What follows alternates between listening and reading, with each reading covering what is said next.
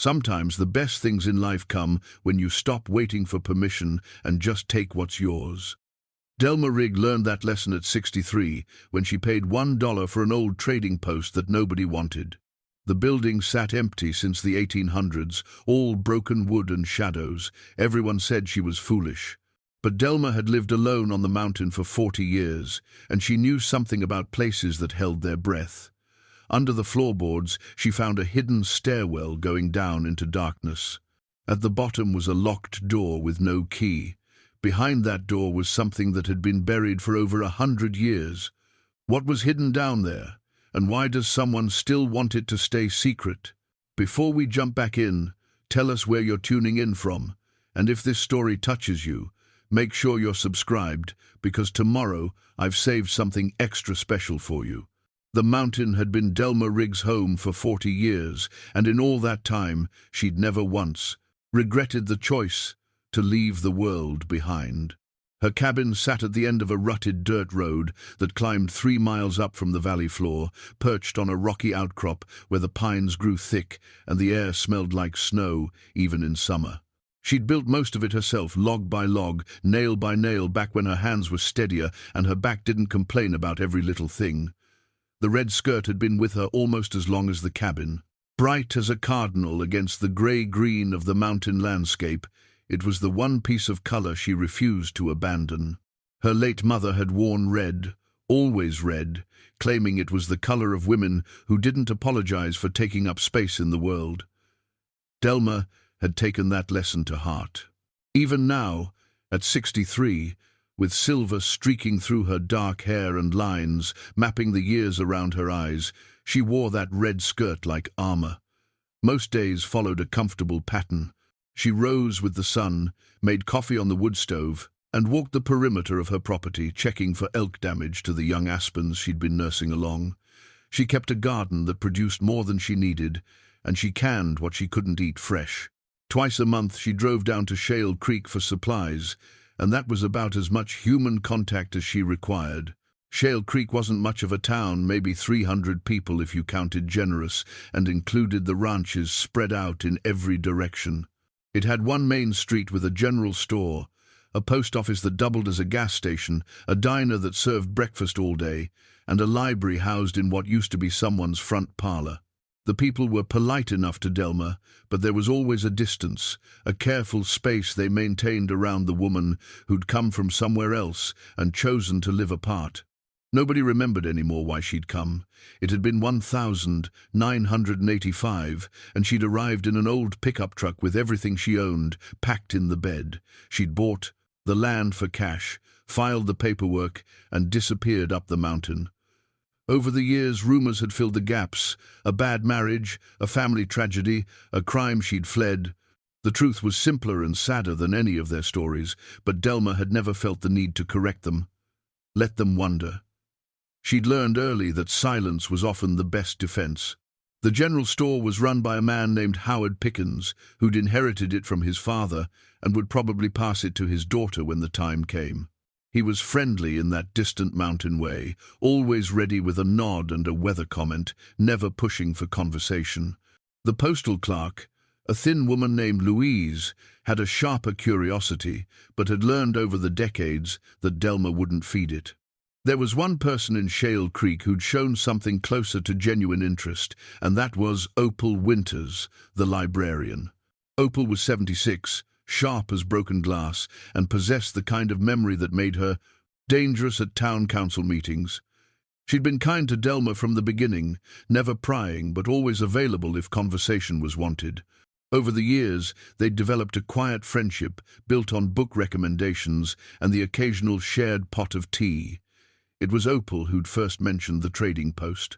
They'd been sitting in the library on a Tuesday afternoon in late September, the kind of day when the aspens turned the mountainsides gold and the air carried the first real bite of autumn. Delma had come down for supplies and stopped in to return a book about frontier women.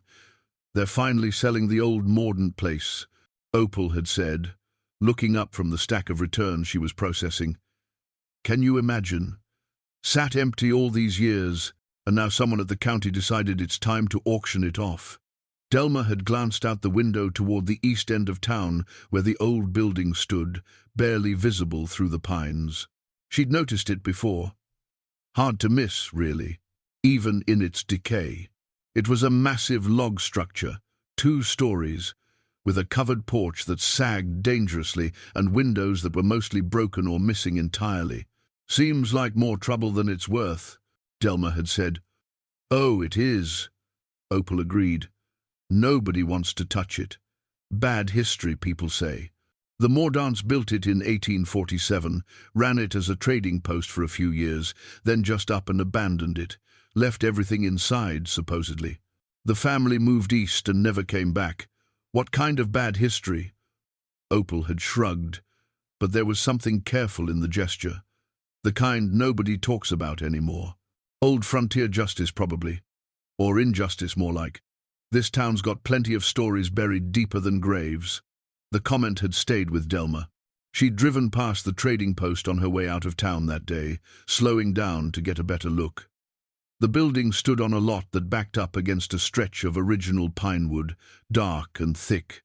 Even in daylight, there was something about the place that felt held in, like it was waiting for something.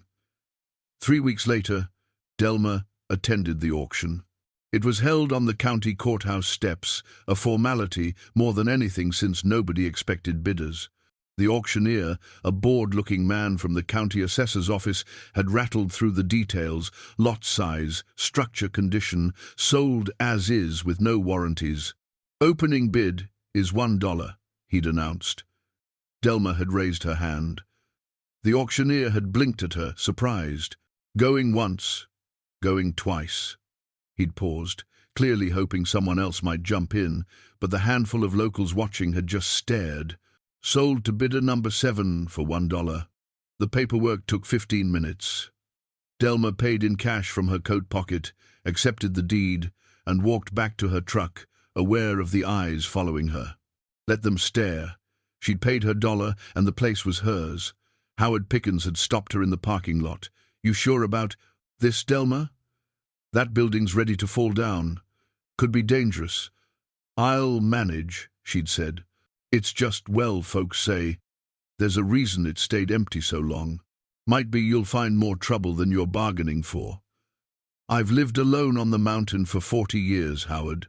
I think I can handle an old building." He'd nodded slowly, recognizing a lost cause when he saw one. "All right then. You need anything, you let me know." That had been kind, and she'd told him so.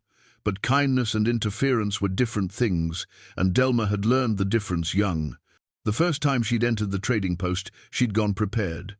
Heavy boots, work gloves, a good flashlight, and a crowbar in case any doors needed persuading. The front entrance was barred by warped boards that came away easily enough, and then she was standing in what had once been the main trading room. Dust lay thick as snow over everything. The air smelled of rot and mouse droppings and time itself. Broken shelves lined the walls, and the floor was littered with debris, shattered glass, bits of rusted metal, chunks of plaster that had fallen from the ceiling. But underneath all that decay, the bones of the building were solid. The logs were massive, hand-hewn from old-growth pine, and the construction was the kind that knew it had to last through hard winters and harder years. She'd spent that first afternoon just walking through, getting a feel for the place. The ground floor had the main room, a smaller back storage area, and a narrow staircase leading up to what must have been living quarters. The second floor had 2 rooms, both in better shape than she'd expected, with intact floors and windows that could be repaired. It was in the back storage area that she'd felt it first, a difference in the air, a coolness that didn't match the rest of the space. She'd stood still, listening, but there was nothing to hear except the settling of old wood and the scurry of mice in the sputter. Walls. The floorboards in that back corner looked different, newer maybe, or repaired at some point. She'd knelt down, running her gloved hands over the wood, and felt the slight give of boards that weren't quite secure. That was when she knew this place had something to tell her. Delma had driven home that evening with the satisfaction of a person who'd found purpose. The cabin on the mountain was hers, and she loved it, but 40 years of solitude could make a life feel small. The trading post was something else, a project, a mystery, a reason to come down from the mountain more often. She hadn't expected it to change everything. The second time she visited the trading post, she brought tools. A pry bar, a hammer, a good knife, and a headlamp in case the flashlight batteries died. The loose floorboards had occupied her thoughts for 3 days straight, and she'd learned long ago that the only way to quiet that kind of curiosity was to follow it to its end. The morning was cold, the kind that promised snow before nightfall. She parked her truck behind the building where it couldn't be seen from the road. Not that she was hiding exactly, but there was no sense advertising her presence. Small towns thrived on gossip, and she preferred to work without an audience. Inside, the trading post felt different in the grey morning light. Less forgotten, maybe. Or perhaps that was just her own imagination putting ghosts where there were only shadows. She made her way to the back storage area and knelt by the loose boards. They came up easier than expected, revealing a space beneath that shouldn't have been there, not in a building of this age and construction. She shone her flashlight into the gap and saw stairs, rough-cut stone steps descending into darkness. Her heart kicked hard against her ribs. This wasn't a root cellar or a storage pit. This was something deliberate, something hidden. She tested the first step with her weight, solid, the second, the same. The air, rising from below, was cold and stale, untouched for longer than she could guess. She descended slowly, counting 13 steps before her boots hit packed earth. The passage was narrow, maybe 3 feet wide, with stone walls that glistened with moisture. Her headlamp beam showed it, extending about 15 feet before ending at a door. The door was iron-banded oak, old as the building itself, maybe older, and it was locked not with a key mechanism, but with a heavy iron latch system that looked like it had been designed to keep something in, not to keep something out. Delma reached for the latch, but it wouldn't budge. Rust had seized it solid, or maybe it had been deliberately jammed. She tried the pry bar, working carefully, but the mechanism held fast. She stood there in the cold darkness for a long time, staring at that door. Behind it was a room that hadn't seen light in over a century. Behind it was the reason this place had been abandoned and left to rot. Behind it was the answer to a question she hadn't known she was asking, but she'd need more than a pry bar to get through. This would take time, patience, and the kind of determination that had carried her through 40 winters on the mountain. When she climbed back up into daylight, she found Vernon Pritchett waiting by her truck. Vernon was 70-something, retired from a life of teaching history at the high school in the next county over. He'd moved to Shale Creek 10 years back to be closer to his daughter and had appointed himself the unofficial town historian, a role nobody had asked him to fill, but that he performed with enthusiasm anyway. "Heard you bought this place," he said by way of greeting. "Word travels fast," Delma replied, pulling off her work gloves. "Always does. Listen, I won't take much of your time, but I thought you should know this building's got a past that most folks would rather stayed buried." "What kind of past?" Vernon glanced at the trading post, his expression troubled. The Mordaunts were a powerful family back in territorial days. Silas Mordaunt ran this post, and by all accounts, he ran it ruthlessly. There were rumors about his dealings with the indigenous traders, about money that went missing, about people who crossed him and ended up gone. Nothing ever proven.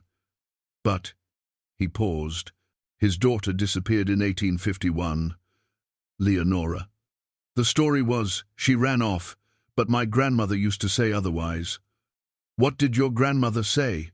That Leonora knew too much and paid for knowing, that there's a reason this building stood empty after the Mordaunts left. Vernon met her eyes. "Some doors stay closed for good reason, Delma. You might want to consider that."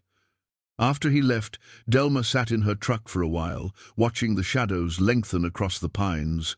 A warning meant someone knew what was behind that door, and if someone knew, someone wanted it to stay hidden. That made her want to open it even more. Delma returned to the trading post the following morning with a determination that surprised even her.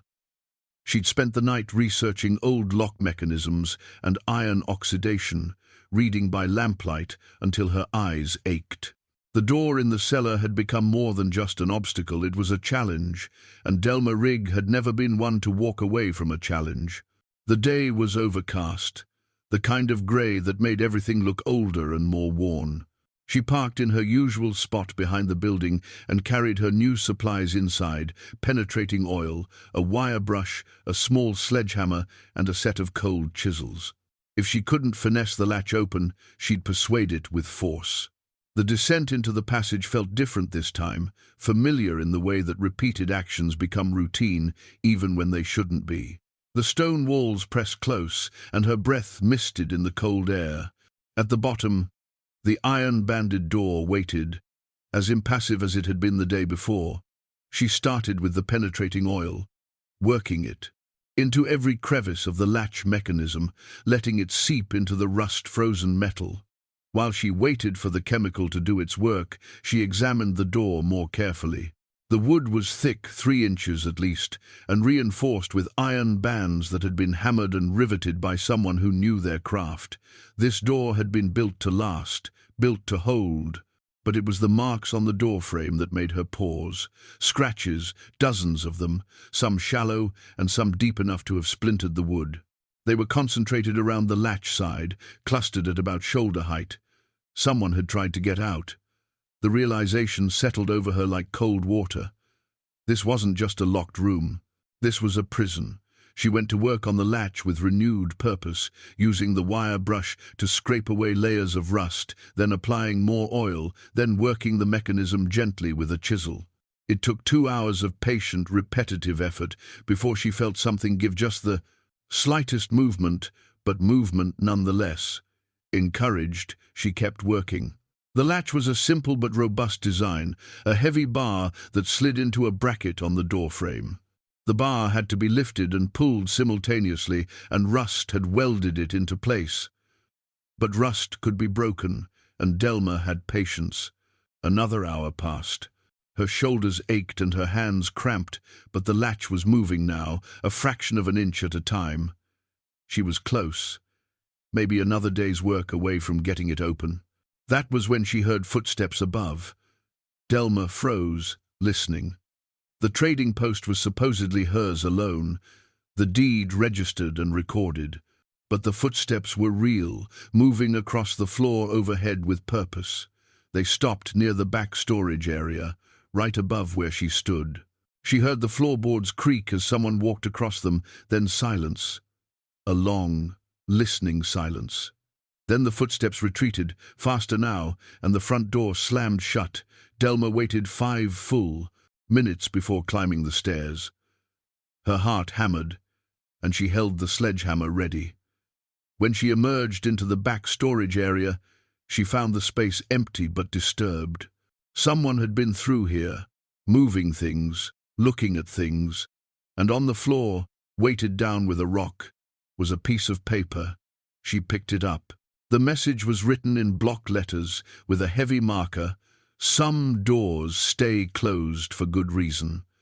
The same words Vernon Pritchett had used. But Vernon wouldn't have broken into her building, wouldn't have left a threatening note. Someone else knew about the door, knew what she'd found, and wanted her to stop looking. Delma folded the note carefully and put it in her coat pocket. Then she went outside and checked the perimeter of the building. There were fresh tire tracks in the mud near the road, wider than her trucks, and boot prints leading to and from the back entrance. Someone had been watching, had seen her truck, and decided to leave a warning. She got in her truck and drove to the sheriff's office. The sheriff of Shale Creek was a man named Tom Barlow, 55 years old, and counting the days until retirement. He listened to Delma's story with polite attention, examined the note, and made notes on a pad. "Could be kids," he said. "We get some vandalism now and then, especially at abandoned properties." "It's not abandoned. I own it." "Right, of course. What I mean is, it's been empty so long folks might not realize." There's a new owner. He set down his pen and looked at her. Have you had any other problems? Anything damaged? No, just the note. Well, I'll keep an eye on the place when I'm on patrol. Make sure nobody's bothering your property. But honestly, Delma, might be you're stirring up old dust that's better left settled. That building's got a history. So I've heard. People in this town have long memories.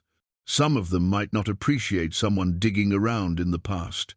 The past doesn't care whether people appreciate it or not, Delma said. It happened regardless. Sheriff Barlow sighed. I'm just saying, be careful. If you find anything that looks like evidence of a crime, you call me right away. Don't go investigating on your own.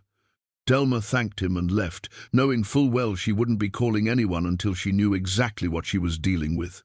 Back at the trading post, she boarded up the loose floorboards from above, making it look like she'd secured them and moved on. Then she went around to the outside of the building and examined the foundation. Old buildings like this sometimes had external cellar access, and after 20 minutes of searching through weeds and fallen timber, she found it a slanted door set into the ground at the back corner, hidden under decades of overgrowth. The door was padlocked, but the wood frame had rotted enough that she could pry it apart with the crowbar. She lifted the door and found herself looking down another set of stairs. These ones leading to the same passage she'd found from inside. This entrance had been built for discretion. Someone could come and go through here without being seen from the road or from the main building. Someone had wanted private access to whatever was behind that iron door. As she stood there, looking down into the darkness, her truck's rear tire exploded with a sharp crack. Delma spun around. The tire was shredded, rubber torn apart as if by a knife. She scanned the tree line, seeing nothing but shadows and pine branches moving in the wind. But someone had been there, close enough to slash her tire while she'd been distracted at the cellar entrance. The message was clear: leave it alone or face consequences. She changed the tire with methodical calm, refusing to let her hands shake. When she was done, she locked the external cellar door as best she could and drove home, watching her mirrors the entire way. That night, sitting in her cabin with a cup of tea and the wood stove crackling, Delma made a decision. She could walk away, sell the trading post to someone else, go back to her quiet mountain life, and forget about iron doors and threatening notes. Or she could do what she'd always done, stand her ground and see things through. The red skirt hanging on the back of the door seemed to glow in the firelight, bright and defiant. Delma smiled. Walking away had never been her style. The Shale Creek Public Library occupied what had once been the front parlor and dining room of a Victorian house on Maple Street. Opal Winters had been its librarian for 37 years, and in that time she'd accumulated not just books, but the town's entire documented history, newspapers, land records, birth and death certificates, maps, photographs, and the personal papers of families who donated their ancestors' ephemera to the collection. If anyone could help Delma understand the trading post's past, it was Opal. Delma arrived on a Wednesday morning. When she knew the library would be quiet, Opal looked up from her desk, her reading glasses perched on her nose, and smiled.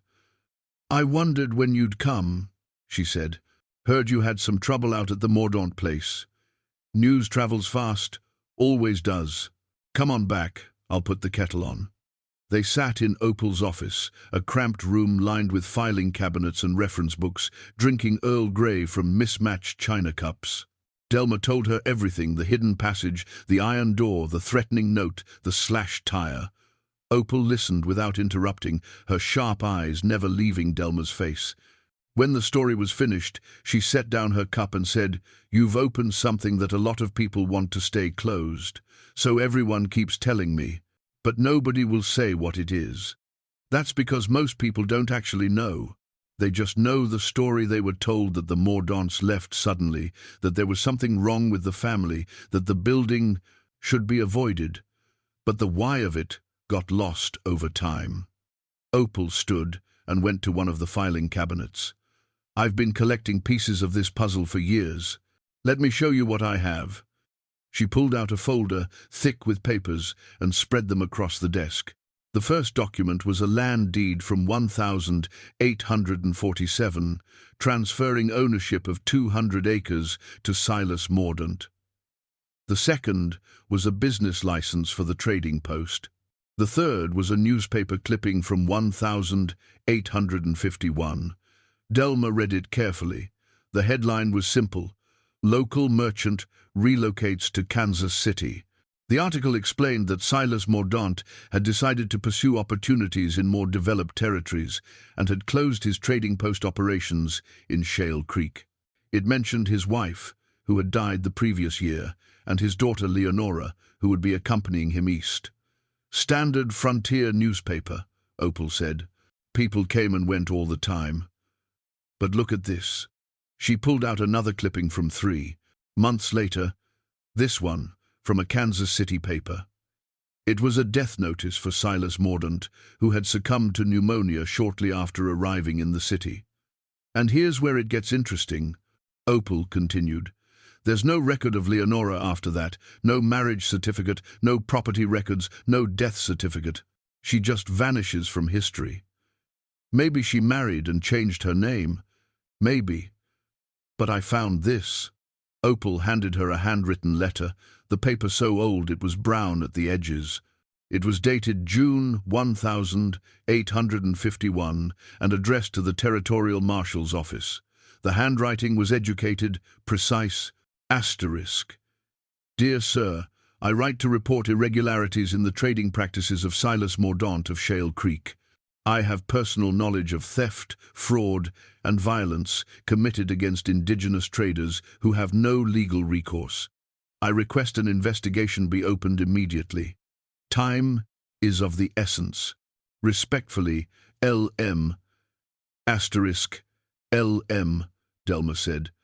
"Leonora Mordaunt." "That's my guess. And here's the thing, the territorial marshal at that time was a man named Owen Fairbank. He was known for being honest, which was rare. He would have taken this seriously. So what happened? According to official records, nothing. There's no record of an investigation, no follow-up. Marshal Fairbank's last documented activity is in May 1851. After that, he disappears too." Delma felt something cold settle in her stomach. "You think Silas killed them both?" "I think it's possible. More than possible." Opal gathered the papers back into the folder. "Whatever's behind that door in the cellar, Delma, it's connected to this, and someone in this town knows it. Who? That I can't tell you, but I can help you find out." Opal's expression was determined.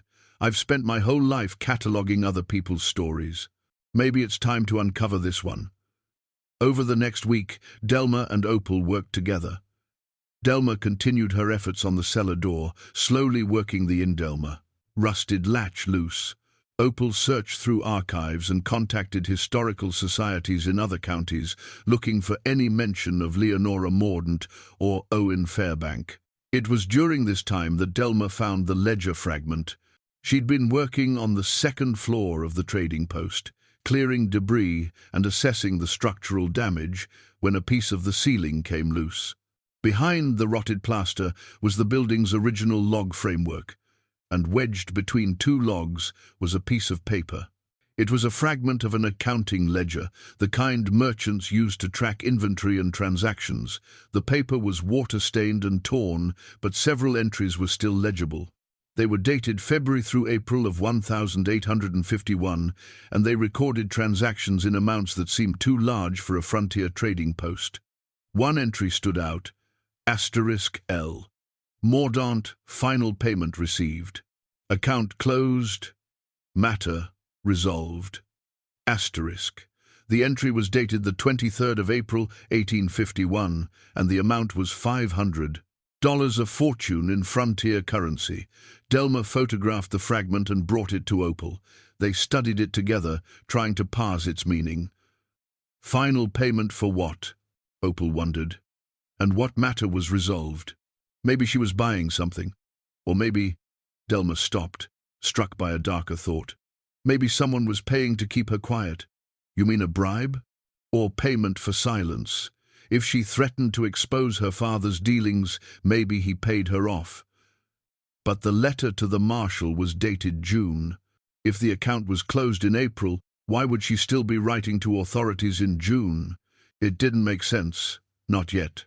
But it was another piece of the puzzle, another fragment of truth buried in the building's bones. The next morning, Delma arrived at the trading post to find her truck's windshield shattered. Not cracked, shattered, as if someone had taken a sledgehammer to it. Glass covered the hood and front seat, sparkling in the early sunlight. There was another note tucked under the wiper blade. Last chance. Walk away. Delma looked at the note for a long moment, then crumpled it and threw it in the truck bed with the first one. She'd get the windshield replaced and add the cost to the growing list of reasons why she wouldn't stop, because whoever was trying to scare her off was getting desperate, and desperate people made mistakes. She just had to wait for them to make theirs. The locksmith's name was Gene Patterson, and he drove up from Billings at Delma's request. She'd called 3 locksmiths in Shale Creek, but all 3 had found reasons to decline the job once they heard it was at the old Mordaunt place. Gene, being from out of town, had no such reservations. He was a compact man in his 50s with steady hands and a professional demeanor.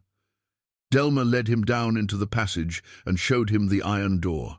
Gene studied it for several minutes, running his hands over the latch mechanism, testing the hinges. Examining the frame, his expression grew increasingly troubled. "This is old work," he finally said. "Hand-forged, probably by someone who knew what they were doing. But," he paused, pointing to the latch, "this wasn't designed as a lock. It's a bar system, meant to be operated from the outside only. I figured that much. What I mean is, there's no mechanism on the inside. Someone in there couldn't open it even if they wanted to. This door was built to keep someone in, not to keep someone out." The words hung in the cold air between them. Gene stepped back from the door, his face pale.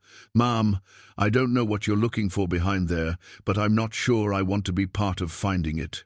This setup, it's not right. It's not right at all. I'll pay double your rate." He shook his head. "It's not about the money. Look, I've been doing this work for 25 years, and I've never seen anything like this. Whatever's in there has been sealed up for a reason, and based on this door's design, that reason wasn't good. All the more reason to open it." But Gene was already gathering his tools. "I'm sorry. I can't help you with this. You might try calling the sheriff, or maybe a historical society. This is beyond locksmith work." He left quickly, almost running up the stairs. Delma heard his truck start and drive away, the sound fading into the distance. She stood alone in the passage, staring at the door. She'd known it was bad, but having someone else confirm it, someone with no stake in the town's history, made it real in a different way. Someone had built this door to imprison someone.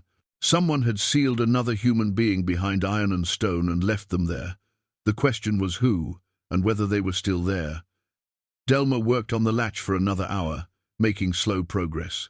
The mechanism was starting to move more freely now, and she estimated another few days of work would get it open. She was so focused on the task that she almost didn't notice the small crack in the wall beside the door frame. It was barely visible, just a thin line in the mortared stone. But when she shone her flashlight directly on it, she saw that the crack extended from floor to ceiling and that the mortar was crumbling. She used the tip of her knife to probe the crack, and chunks of old mortar fell away. Behind it, the stones weren't properly seated. Someone had built this wall quickly, without proper technique. It was meant to last long enough to do its job, but not to stand for a century and a half. On impulse, she pressed against one of the loose stones. It shifted inward slightly. Working carefully, she began removing stones from the crack, setting them aside as she widened the gap. The work was painstaking, but after an hour, she'd created an opening large enough to shine her flashlight through. The beam illuminated a small room, maybe 8 feet square. The floor was dirt, the walls stone. and along one wall, bolted into the rock, were iron chains. Delma's breath caught. The room was empty now, but it hadn't always been. Someone had been kept here, chained in the dark, while life went on above. She was reaching through the gap to get a better angle with the flashlight when something fell from the opening and landed at her feet. A small object, metal, tarnished, black with age. She picked it up carefully.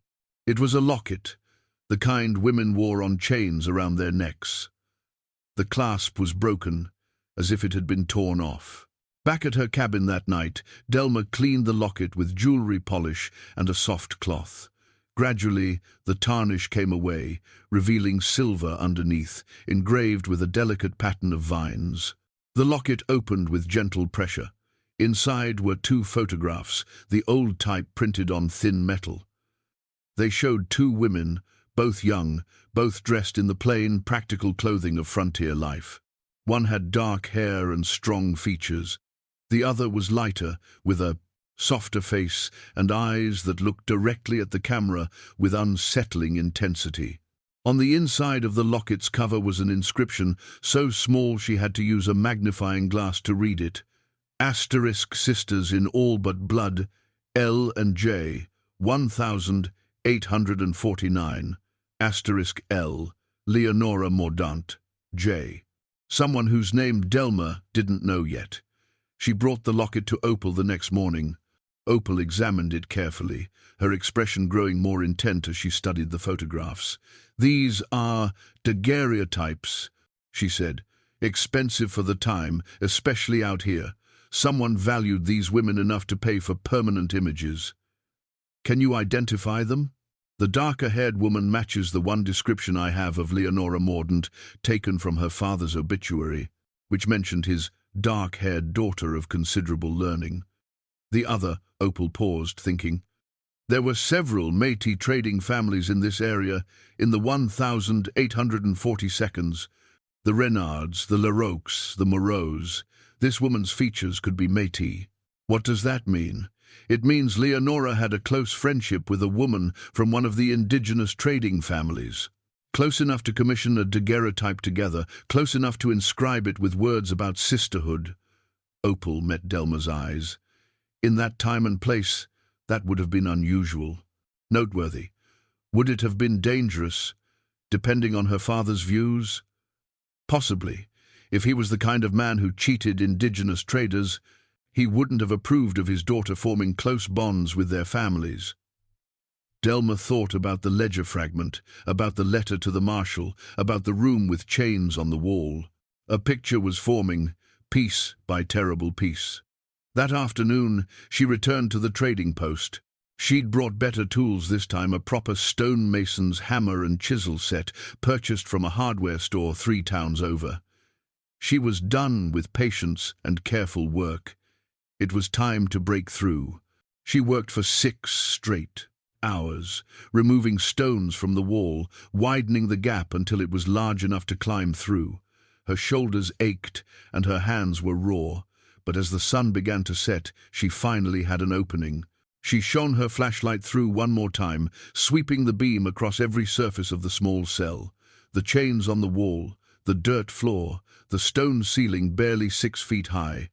And there, scratched into the stone near the floor, almost invisible unless you knew to look, a name. Asterisk. Leonora Mordaunt, 1829 to 1851. Forgive me, J. Asterisk. Delma stood there in the darkness, reading those words over and over. Not a grave marker, but close. A record of a life ended too soon, scratched into stone by someone who had survived. J. The woman in the locket, the woman who had witnessed whatever happened here and somehow lived to mark it. When Delma climbed back up into the trading post proper, she found her truck's tires, slashed all 4 this time, and on the hood, written in paint that was still wet, "Final warning." She looked at the message, then at the building behind her. Someone was very afraid of what she might find, which meant she was getting close to something that mattered.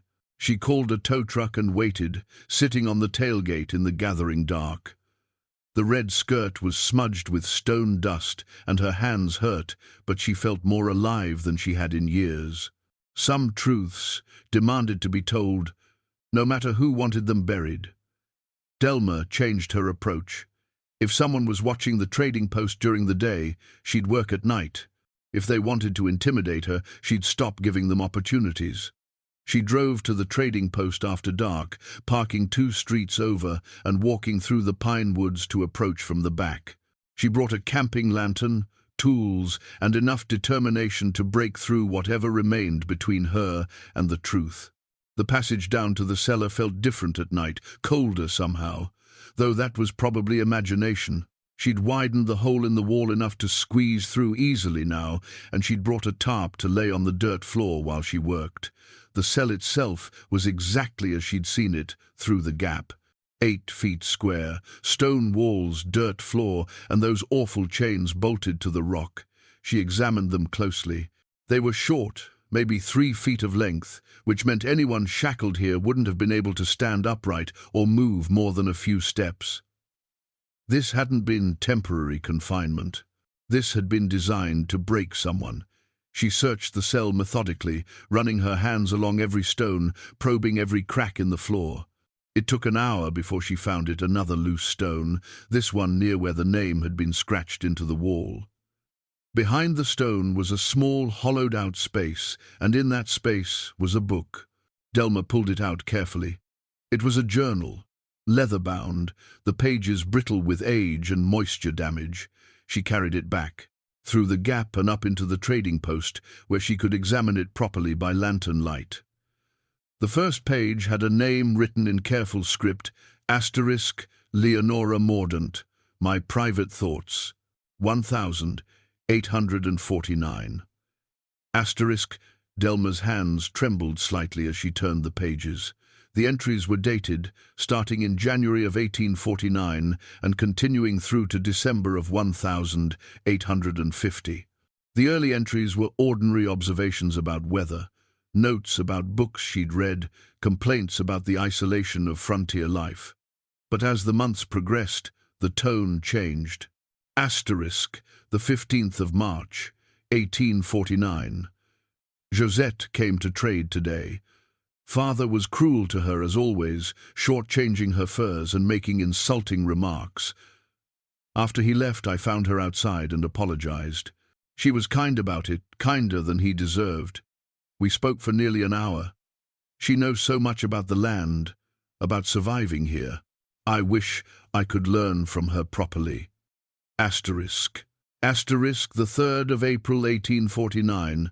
Josette brought me a book today, poetry, in French. She said her mother taught her to read in both French and English. We sat by the creek and she read to me. Her voice is like music. I have never had a friend like this. * The 12th of June, 1849. Father caught me with Josette today. He was furious, called her terrible names, threatened to ban her from trading here. I stood up to him for the first time in my life, told him she was my friend and he had no right to speak of her that way.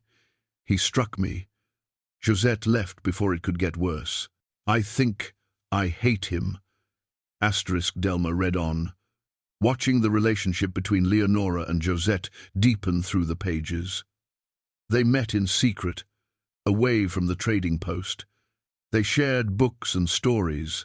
They made plans for a future that seemed impossible in their circumstances. And then the entries changed again. * The 8th of September, 1849. I must write this down, though I fear to put it into words. I love her, not as a friend, not as a sister, but as I don't even have language for it. Everything I was taught says this is wrong, but everything I feel says it's the only thing that's ever been right. We kissed by the creek today. I thought my heart would break open with joy. * Delma paused, absorbing this. In 1849, in a frontier town where survival was everything and conformity was safety, these two women had loved each other. The risk they'd taken The courage that required it was staggering. She continued reading. Asterisk the 30th of November 1849. We're making plans. Josette knows people in Oregon Territory, a community where we might live as we choose. We'll need money and time, but it's possible. I can hardly believe we're speaking of a future together, but she's so certain. She makes me believe too. Asterisk, asterisk. The 17th of February, 1850. I discovered Father's account books today. He's been systematically stealing from the indigenous traders, recording lower prices than he pays and pocketing the difference. Thousands of dollars over the years. I confronted him, and he laughed at me. Said everyone does it, that they're too ignorant to know. Better. I told him I would report him. He told me I was a foolish girl who understood nothing about the world. Asterisk, asterisk, the 3rd of March, 1850. He watches me now, constantly. I can't leave the trading post without him questioning where I'm going. He's found some of my letters to Josette. He knows. God help me, he knows everything. Asterisk, asterisk, the 21st of April, 1850. Josette wants us to leave now, before Father can act against us. But I need proof of what he's doing. I've been copying entries from his real account books, the ones he keeps hidden. If I can get them to the territorial marshal, Father will face justice. Then we'll be free to go. Asterisk, asterisk, the 28th of December, 1850. I've sent the letter to Marshal Fairbank. I've told him everything. Father's theft, his threats, his violence. The marshal is an honest man, everyone says so. He'll investigate. He'll make this right. And then Josette and I will finally leave this place. Asterisk. The entry for December 28th was the last one in clear handwriting. The remaining pages were different, the writing shakier, the dates irregular. Asterisk. The 14th of January, 1851. Father knows about the letter.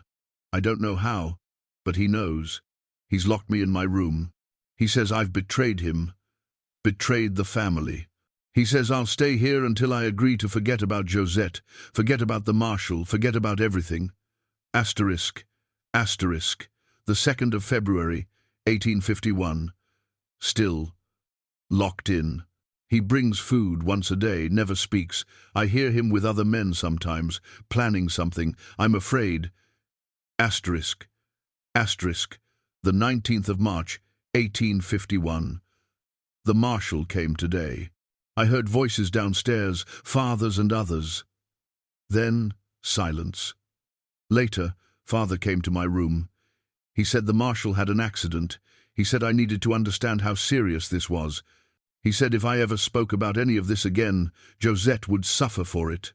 Asterisk, asterisk, the 23rd of April, 1851. He's moving me. Tonight. He says the building isn't safe, that there's been trouble, that we're leaving for Kansas City. But I saw what they built. The cellar, the chains. I know what he means to do. This may be my last entry. If anyone finds this, my name is Leonora Mordaunt. I loved a woman named Josette Renard. That love was real and good and worth every consequence. Please find her. Please tell her I never stopped times. The entry ended mid-sentence, the last words trailing off into an illegible scrawl. Delma sat there for a long time, holding the journal, staring at those final words. The silence of the trading post pressed around her like a weight. Leonora had been locked in this cell and left to die. Her father had murdered the marshal who'd come to investigate. And Josette had survived somehow, long enough to scratch that memorial into the stone, long enough to hide this journal where it might someday be found. The story was almost complete. But there were still pieces missing. What had happened to Josette? How had she escaped? And more importantly, who in present-day Shale Creek knew this story and wanted it to stay buried? Delma carefully wrapped the journal in a plastic bag and put it in her backpack. This wasn't staying in the trading post where it could be destroyed. This was evidence of murder, of injustice, of a crime that had never been answered for. She was about to leave when she heard the sound of a truck engine close by.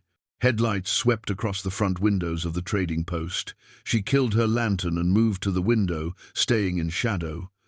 A truck had pulled up, and two men were getting out. One of them she didn't recognize. The other, even in the dim light, she knew him. Dale Torrance, one of the wealthiest landowners in Shale Creek, whose family had been in the area since territorial days. The same length of time as the Mordants. Delma watched as they approached the building. Dale tried the front door, found it locked, and gestured to his companion. They walked around to the back, clearly planning to break in. She had maybe 2 minutes. She grabbed her backpack and moved quickly to the rear window, the one she'd deliberately left unlatched. She slipped through, dropped to the ground, and was moving toward the tree line when she heard Dale's voice behind her. "Stop right there." She kept walking. "I said stop." His voice was angry now, threatened. "I know you're stealing from this property, and I can have you arrested." Delma turned, keeping her distance. "This property is mine, legally purchased and recorded.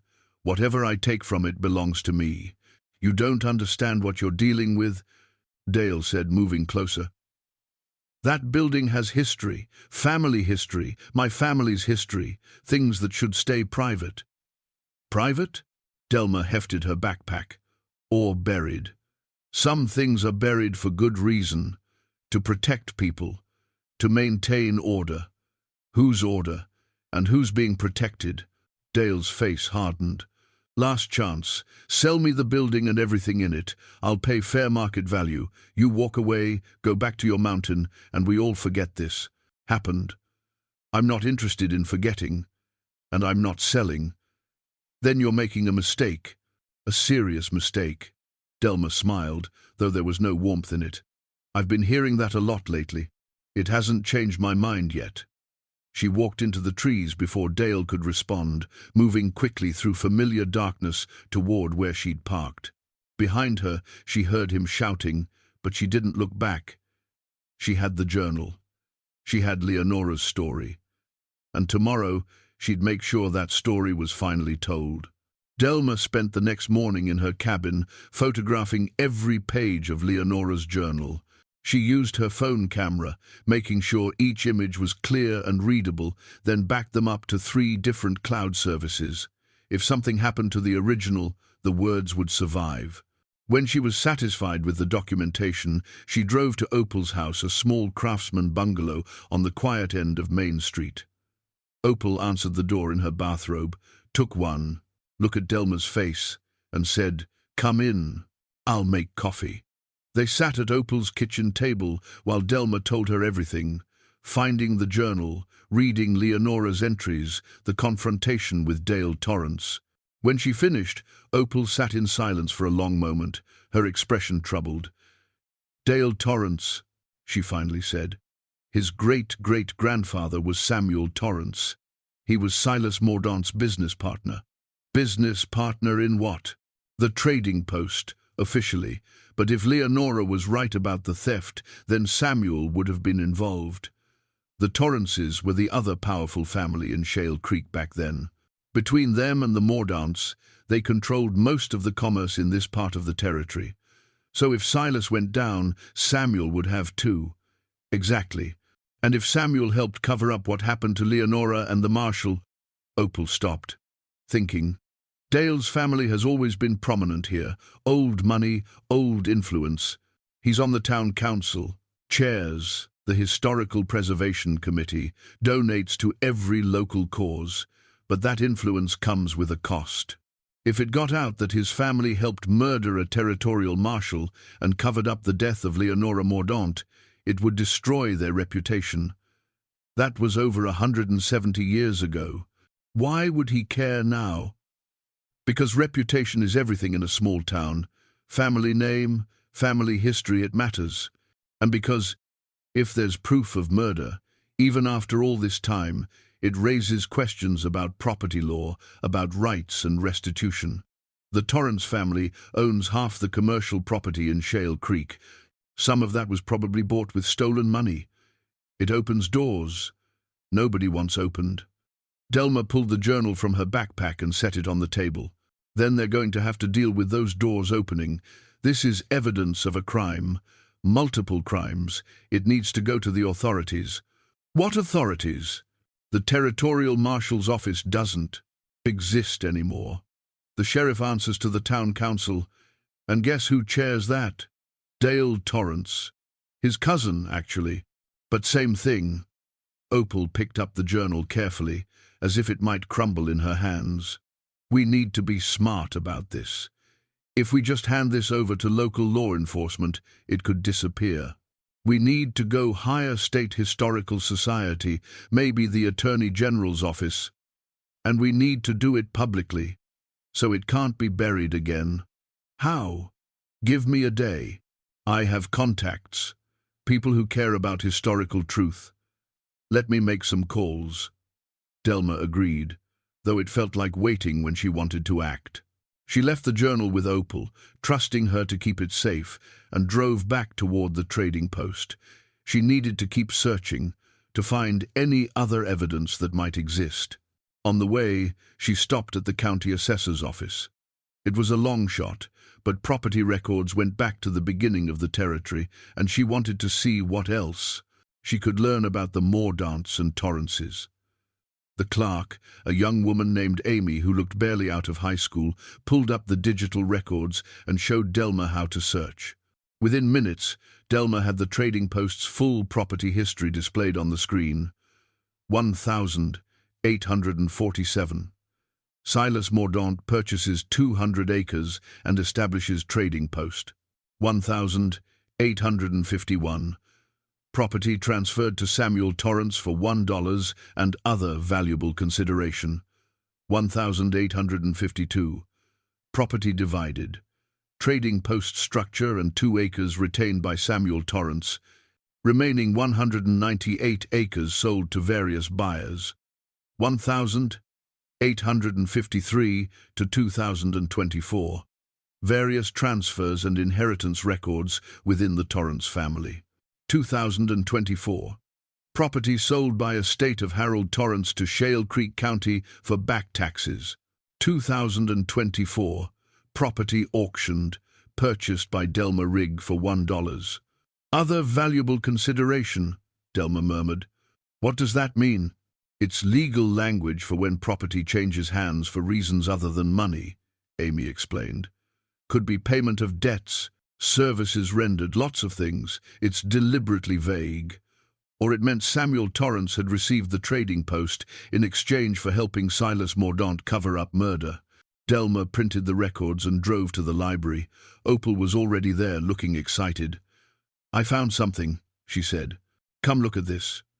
She led Delma to a back room where old newspapers were stored on microfilm. On the reader's screen was a newspaper from Fort Benton, Montana, dated August 1851. The article was small, easy to miss. Territorial Marshal, presumed dead Marshal Owen Fairbank, assigned to the Southwestern District, has been missing for 3 months and is now presumed deceased. His family has requested assistance in locating his remains. Marshal Fairbank was last seen in the vicinity of Shale Creek on a matter of territorial business. Anyone with information should contact the Marshal's office in Helena. 3 months missing, Opal said. That matches the timeline in Leonora's journal. He came to investigate in May, and by August he was officially missing. Was his body ever found? I checked. No record of it. Opal switched to a different microfilm. But I found this too. Another article, this one from September 1851, from a Shale Creek community newsletter. Local resident assists territory. Samuel Torrance has been commended by territorial authorities for his assistance in investigating the disappearance of Marshal Owen Fairbank. Mr. Torrance provided testimony that the Marshal left Shale Creek, heading north toward Helena, and was in good health at the time of departure. The investigation continues, though hope of finding Marshal Fairbank alive diminishes with each passing week. He lied, Delma said. Samuel Torrance lied to investigators about when he last saw the marshal, which means he knew what really happened. He was part of it. Opal sat back, her expression grim. These men murdered a territorial officer and a young woman, stole property and money, and then built their family fortunes on top of those crimes. And now their descendants want to make sure nobody finds out. Delma's phone buzzed. A text from an unknown number. Asterisk. You have something that belongs to me. Return it or face consequences. Asterisk. She showed Opal, who paled slightly. That's a threat. You should call the sheriff. The sheriff won't do anything. We both know that. Delma stood, her decision made. I need to go back to the trading post. There's still one piece missing. We know what happened to Leonora. We know what happened to the marshal, but we don't know what happened to Josette. She survived long enough to mark Leonora's death and hide the journal. But where did she go? What happened to her? The Renard family, Opal said thoughtfully. There were several branches in Montana Territory. If Josette had family, she might have gone to them. Can you search for that? I can try. But Delma, Opal gripped her arm. Be careful. Whoever sent that text knows where you are and what you're doing. They're escalating. I know, but so am I. Back at the trading post, Delma continued her methodical search. She'd been through the building dozens of times now, but there were still spaces she hadn't fully explored, crawl spaces, the area under the porch, the foundation corners. It was in the yard, while digging around the foundation, that she found it. 3 feet down, wrapped in oilcloth that had mostly rotted away, was a metal badge, tarnished, bent, with dark stains that could only be blood. She brushed the dirt away carefully, revealing the inscription, Asterisk, Territorial Marshal, Owen Fairbank. Asterisk. They'd buried him here, right next to the building where they'd imprisoned Leonora. Quick and dirty, just deep enough to hide the evidence. Delma sat back on her heels, holding the badge, feeling the weight of it. This was proof. This was murder, documented in metal and blood. She was photographing the badge and its location when Dale, Torrance's truck, pulled up. He got out slowly, deliberately, and walked toward her. His expression was cold, controlled. I'm making you an offer, he said without preamble. $100,000 for the trading post and everything you found in it. Cash, today, no questions asked. You sign the deed over to me and walk away. Why would I do that? Because you're out of your depth. You found some old papers, some old stories, and you think you understand what they mean, but you don't. You're disrupting things that have been settled for generations, and you're going to get hurt. Is that a threat? It's a fact. I'm trying to help you. Delma stood, brushing dirt from her knees. The red skirt was filthy, and she probably looked like she'd been digging up graves, which wasn't far from the truth. I found Marshal Fairbank's badge, right here, buried in the yard, along with evidence that your great-great-grandfather helped cover up his murder. Dale's face went pale, then red. That's a lie. It's the truth. I have Leonora Mordaunt's journal. I have property records showing how your family acquired this land. I have newspaper articles showing how Samuel Torrance lied to investigators. And now I have the Marshal's badge. She held it up. This was a cover-up, and your family was part of it. You can't prove any of that. I can, and I will. She met his eyes steadily. The question is, what are you going to do about it? For a moment, she thought he might physically attack her. His hands clenched into fists, and there was real rage in his face. But then he took a breath, forced himself to calm. You're making a mistake, he said quietly, one you'll regret. He got back in his truck and drove away, faster than necessary, gravel spraying from his tires. Delma stood there for a long time, holding the badge, watching the dust settle on the road. She'd crossed a line now. There was no going back, no possibility of compromise. This was going to end one way or the other, with the truth revealed or with her silenced. But she'd lived alone on a mountain for 40 years. She'd survived isolation, winters that could kill, and her own demons. A wealthy man with a guilty conscience didn't frighten her. She carefully bagged the badge, marked the location with GPS coordinates, and took detailed photographs of the dig site. Then she called Opal. "I found the marshal's badge," she said. "We need to go public with this. Soon." "I have a plan," Opal replied. "Can you meet me at the library tonight? After closing, I'll be there." That night, sitting in Opal's office with the door locked and the shades drawn, they made their plan. Opal had contacts at the State Historical Society, at the Billings newspaper, and at the Attorney General's office. They would release everything simultaneously: copies of the journal, photographs of the evidence, the property records, the newspaper articles. "We'll do it at a town hall meeting," Opal said. "Public space. Lots of witnesses. I'll arrange it through the library's community programs. We can call it a historical presentation. By the time Dale realizes what's happening, it'll be too late. He'll try to stop it. Let him try. We'll have journalists there, historical society representatives, maybe even law enforcement from the state level. Once it's public, it can't be buried again." They set the date for the following week. 7 days to prepare, to make copies, to ensure that even if something happened to the originals, the story would survive. 7 days for Dale Torrance and whoever else was involved to realize they were out of time. The week passed in tense preparation. Delma made multiple copies of everything: the journal photographs, the badge documentation, the property records, the newspaper clippings. She kept one set at her cabin, one with Opal, one in a safe deposit box 2 towns over, and one with a lawyer she'd hired specifically for this purpose. She also continued her search at the trading post, determined to find any remaining evidence before the public presentation. The building had yielded so much already, but she had a feeling there was still something missing, some final piece that would complete the story. On the 5th night, working alone by lantern light, she found it. She'd been examining the cellar again, measuring the dimensions, comparing them to the building's foundation.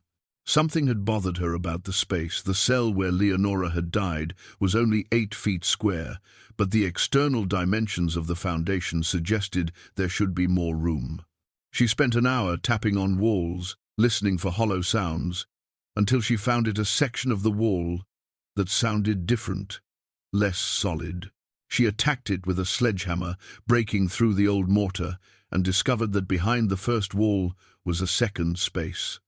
This room was even smaller than Leonora's cell, more of a crawl space than a proper room, and it was filled with artifacts. Delma crawled inside, pulling her lantern with her. The space was maybe 5 feet high and 6 feet across, and every surface was covered with objects that had been deliberately hidden. There were account books, the real ones, showing years of fraudulent transactions. There were letters, dozens of them, documenting threats and bribes and violence. There was a journal, not Leonora's this time, but someone else's, written in a mixture of French and another language Delma didn't recognize. And there was a tin box, sealed with wax. Delma pulled everything out carefully, laying it all in the main cellar area where she could examine it properly. The account books confirmed everything Leonora had written. Silas Mordaunt had been systematically cheating indigenous traders for years, recording false prices and pocketing thousands of dollars. Samuel Torrance's name appeared throughout, showing he'd been a full partner in the scheme. The letters were worse. They detailed threats against anyone who questioned the trading post's practices, payments to territorial officials to look the other way, and most damningly a letter dated the 15th of May, 1851, from Silas to Samuel. Asterisk. The marshal arrived this morning, asking questions about the indigenous trade accounts. I have delayed him with excuses, but he is persistent. We must act tonight. Meet me at the post after dark. Bring what we discussed. Asterisk. Another letter dated May 16. Asterisk. It is done. The marshal will trouble us no more. His horse has been sent north to make it appear he left the area. His belongings have been scattered. There is no evidence connecting us to his disappearance. As for my daughter, she is secure and will remain so until she learns discretion. The Métis woman has fled, but without proof, she is no threat. Asterisk. Delma's hands shook as she read. This was a confession to murder, written in the killer's own hand and hidden away for over a century and a half. But it was the tin box that changed everything. She broke the wax seal carefully and opened it. Inside was another journal, this one with pages covered in two different scripts, one in careful French, the other in what Delma now suspected was Michif, the mixed language spoken by many Métis communities. The first page had a name, Asterisk Josette Renard, 1851. Poor Leonora, mon cœur. Asterisk Josette's journal. The account of what happened from her perspective. Delma couldn't read most of it. The French was beyond her high school education, and the Michif was completely foreign. But there were passages in English, translations Josette had made, perhaps knowing that someday an English speaker might need to understand. She read them by lantern light, Josette's voice speaking across the years. Asterisk. They took her in the night of May 20. I was watching from the trees. I'd been watching every night since she sent the letter to the marshal, knowing her father would act. I saw them bring the marshal's body in a cart and bury it in the yard. I saw them drag Leonora, fighting and screaming, down into the cellar. I heard them seal the door. Asterisk. Asterisk. I wanted to help her. God knows I wanted to break through that door, to free her, to run away together as we'd planned. But there were three men, Silas, Samuel, and a third I didn't recognize, all armed, all watching. I couldn't save her without dying myself, and dying would mean no one would ever know the truth. Asterisk, asterisk. I waited. 3 days. I waited in those woods, hoping they would leave, hoping I could find a way in. But they took turns guarding the building. On the third day, the screaming stopped. On the fourth day, Silas and Samuel left for Kansas City, telling everyone Leonora was with them. Asterisk, asterisk. I knew she was dead. I knew my love was gone, sealed in darkness, and there was nothing I could do. Asterisk, asterisk. But I could make sure she wasn't forgotten. Asterisk, asterisk. I waited until they were truly gone. Then I broke into the cellar.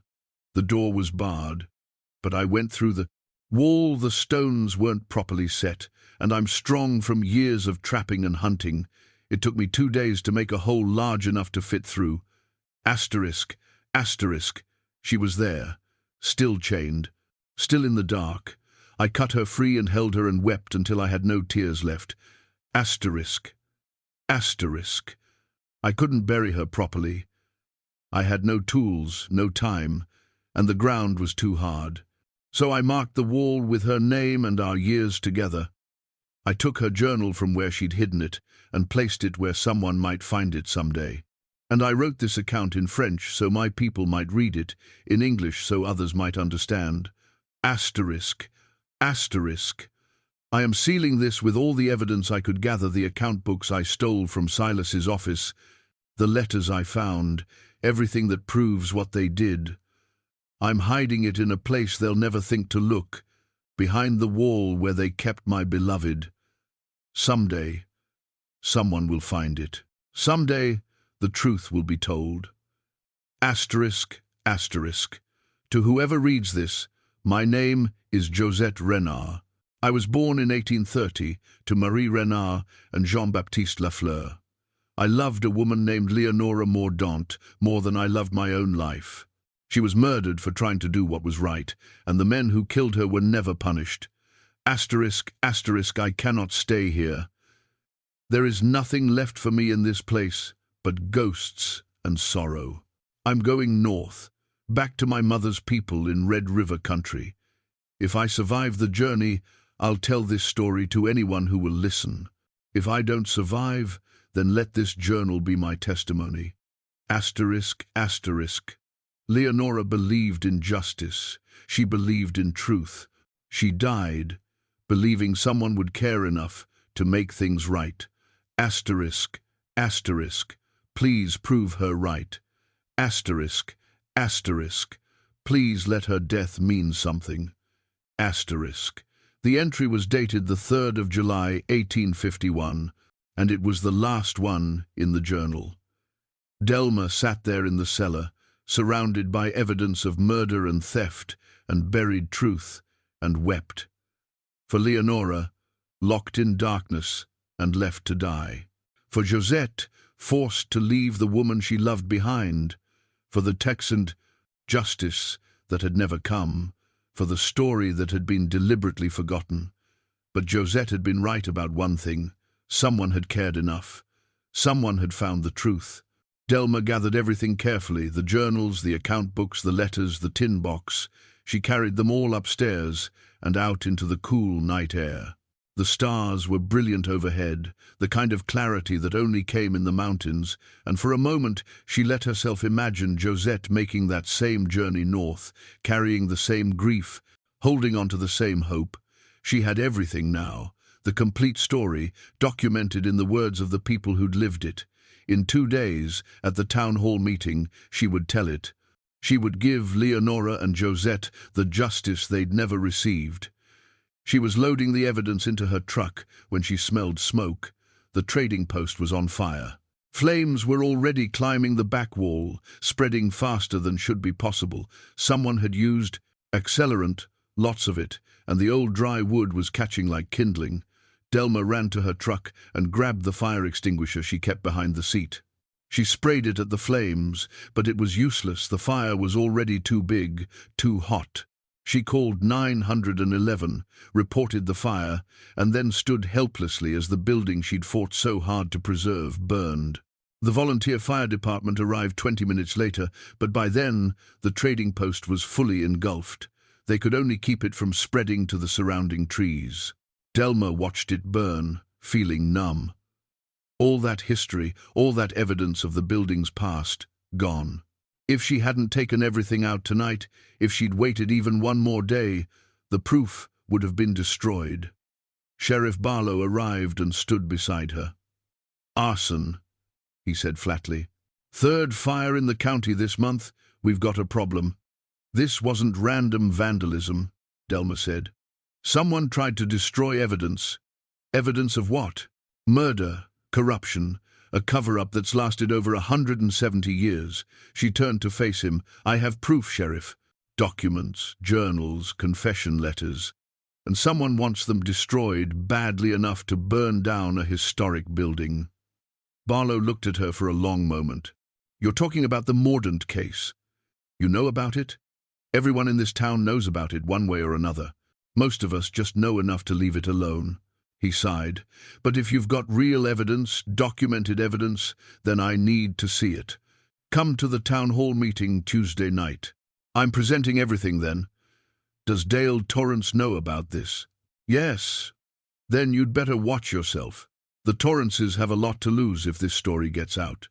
As if summoned by his name, Dale's truck pulled up. He got out and surveyed the burning building, his expression unreadable. "Shame," he said. "Historic building like that. Real loss for the town." "Is it?" Delma asked, coldly. "Or is it exactly what you wanted?" Dale turned to her, his face hardening. "Careful what you're accusing me of, Miss Rigg.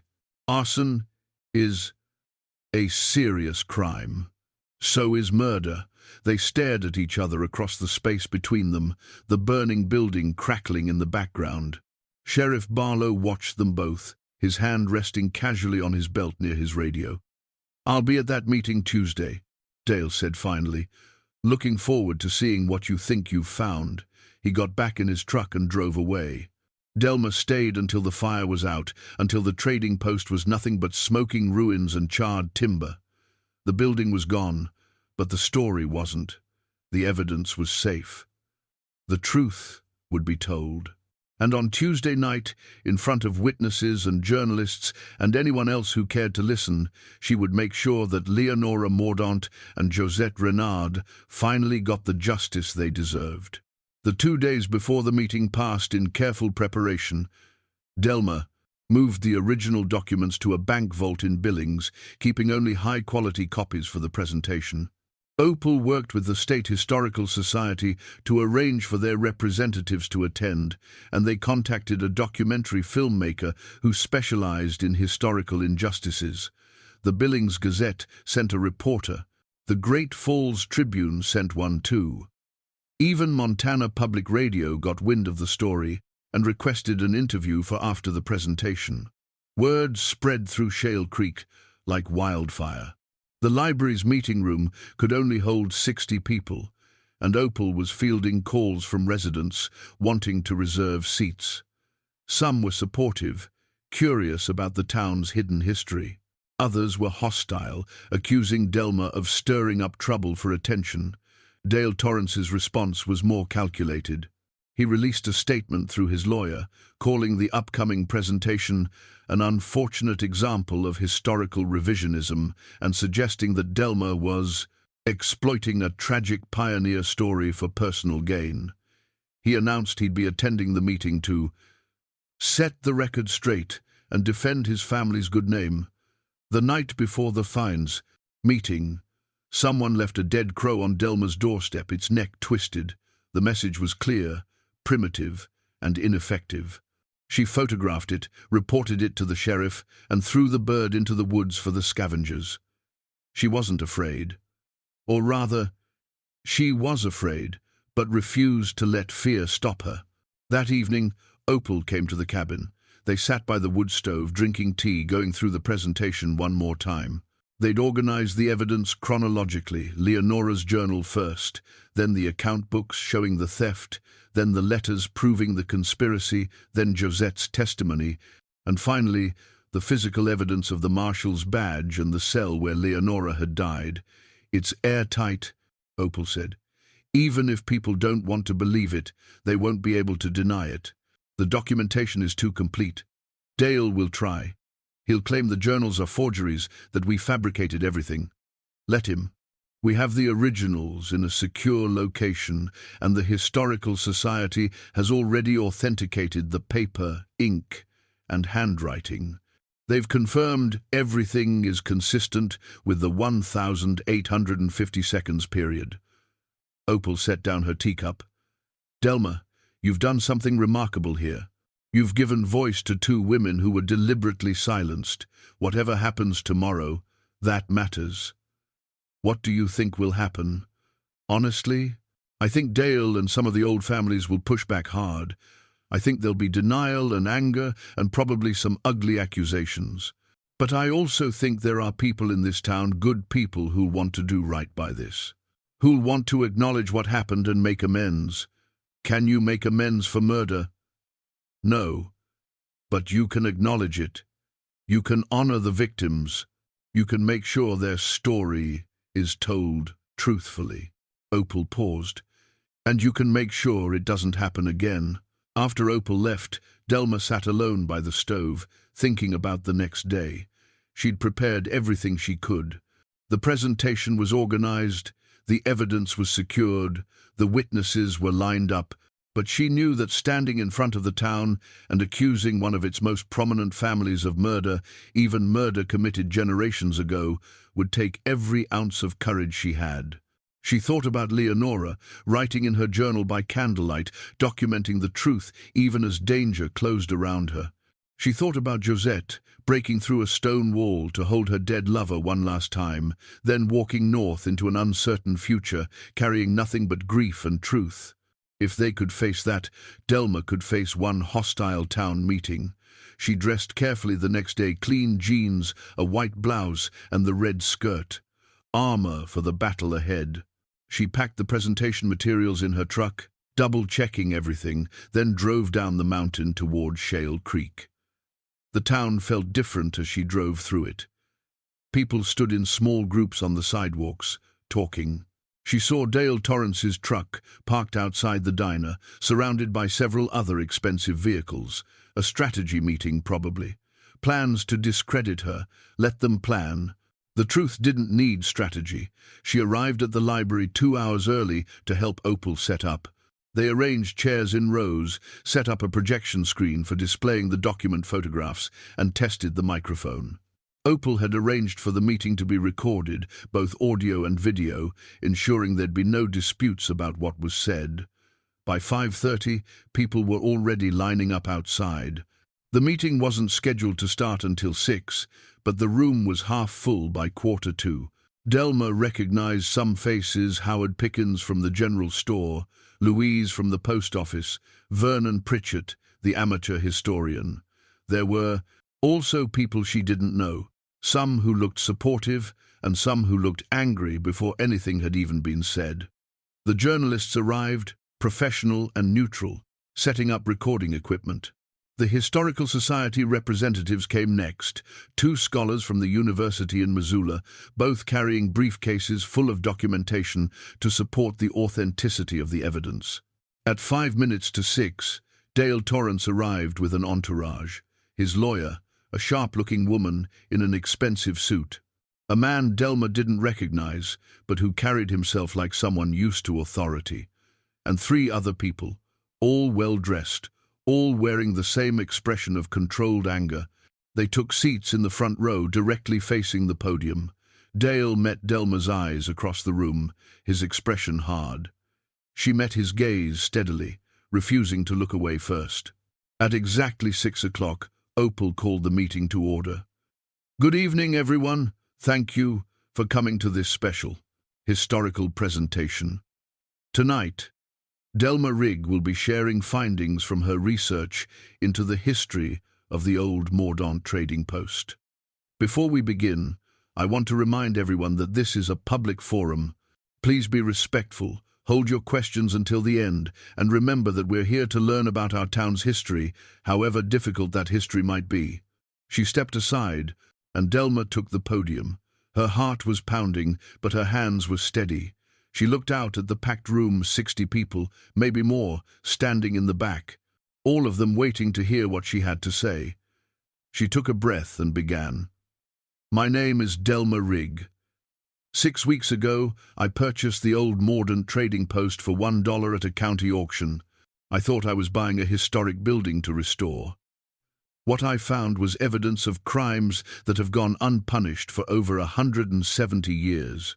Tonight, I'm going to tell you the story of 2 women named Leonora Mordaunt and Josette Renard, and what happened to them in 1851.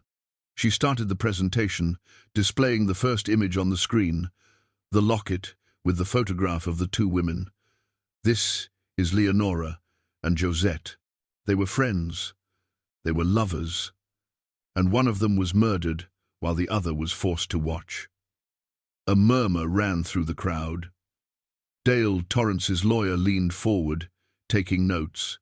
Delma continued, methodically presenting the evidence.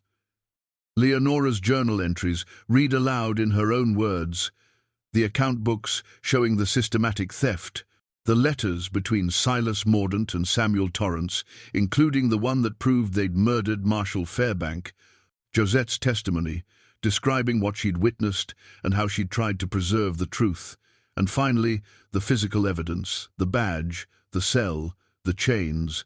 She spoke for 45 minutes, and the room was completely silent except for her voice. Some people were crying, others looked shocked. A few, including Dale. Torrance sat with arms crossed, faces set in denial. When she finished, she displayed one final image on the screen. It was the inscription Josette had scratched into the stone. Asterisk, Leonora Mordaunt, 1829 to 1851. Forgive me, Jay. Asterisk, this is what remains, Delma said quietly. A name carved in stone. A story that was meant to be forgotten. But Josette Renard made sure it wasn't. She documented everything. She hid the evidence where it would survive, and she walked away from everything she loved, knowing she might never be believed, but hoping that someday someone would care enough to look. She paused, letting the weight of it settle. I'm that someone. And now you all know too. The question is, what are we going to do about it? Dale Torrance stood before Delma could yield the floor to questions. His face was red, his voice tight with controlled anger. "This is fiction," he said loudly. "This is one person's interpretation of old documents, taken out of context and arranged to tell a sensational story. My great-great-grandfather, Samuel Torrance, was a respected businessman and community leader. To suggest he was involved in murder based on century-old papers that can't be verified is irresponsible and slanderous." Delma had expected this. She nodded to one of the Historical Society representatives, Dr. Sarah Chen, who stood and approached the microphone. "Mr. Torrance, I'm Dr. Sarah Chen, from the University of Montana's Department of History. I've personally examined all the documents Miss Rigg has presented, and I can verify that they are authentic period materials. The paper, ink, binding and handwriting have all been analyzed and are consistent with documents from the 1850 seconds. These are not forgeries or fabrications." "But the interpretation," Dale started. "The interpretation is supported by the documents themselves," Dr. Chen interrupted calmly. "The letter dated the 15th of May, 1851, explicitly discusses plans to act against the marshal. The letter from the following day states that it is done and describes disposing of his belongings to make it appear he left the area. This is not ambiguous language, Mr. Torrance. It's a confession to murder, written by a man who's been dead for over a century, who can't defend himself." "That's true," Delma said, taking back the microphone. "Silas Mordaunt and Samuel Torrance can't defend themselves. But neither can Leonora Mordaunt and Owen Fairbank. They were murdered, and the people who killed them were never held accountable. Not because there wasn't evidence, but because they had power and used it to bury the truth." A woman in the third row stood. Delma recognized her from around town but didn't know her name. "I'm Sophie Renard Baptiste," the woman said. Her voice shook slightly, but she spoke clearly. "My great-great-great-grandmother was Josette Renard." The room went completely silent.